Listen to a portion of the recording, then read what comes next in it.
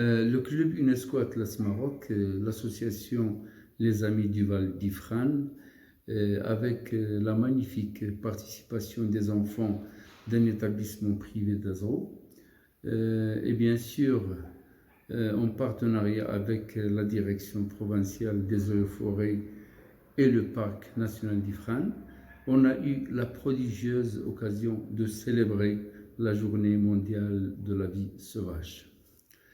Comme vous le constatez et vous le savez, la faune et la flore sauvage ont une grande valeur et contribuent au bien-être humain et au développement durable à travers de nombreux aspects écologiques, scientifiques, éducatifs, culturels, récréatifs et esthétiques. Cette année, le thème de la Journée mondiale de la vie sauvage, c'est forêt et moyens d'existence, préserver la planète et ses habitants, qui souligne le rôle central des forêts et des espèces forestières. Cette célébration a été couronnée par une opération plantation avec les enfants qui ont pu savoir le rôle de la vie sauvage en général et de l'arbre en particulier. Après, on a eu l'occasion de visiter quelques espèces sauvages dans leur habitat naturel, notamment le singe magot et le cerf de Barberie, dans la forêt de la province d'Ifrane, bien sûr. Merci.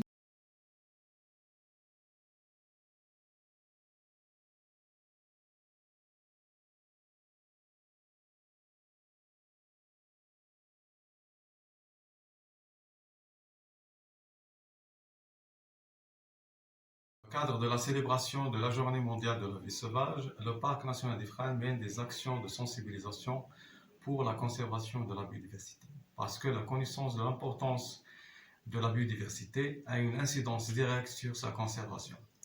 Notamment une bonne connaissance sur la notion de la biodiversité, les services rendus par la biodiversité, aussi savoir les moyens de protection et les différents textes législatifs. Donc cela permet une utilisation durable et équitable de la biodiversité et sa conservation.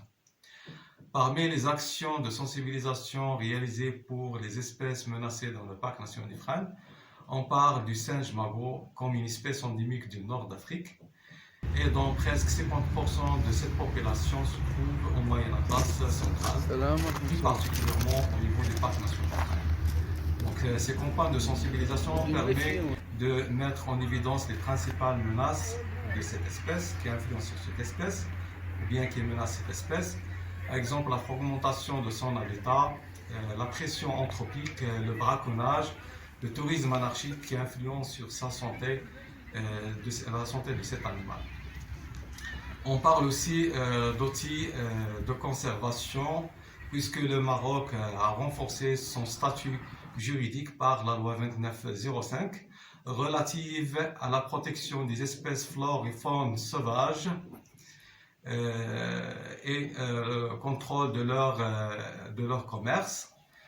Cela qui met en évidence la protection de cette espèce par l'interdiction de son prélèvement, son commerce et sa détention. Donc, on parle aussi comme espèce mise en danger dans la liste rouge depuis 2008 et aussi il est classé dans l'annexe 1 de la CITES en 2017 concernant le commerce international des espèces faune et flore sauvages menacées d'extinction.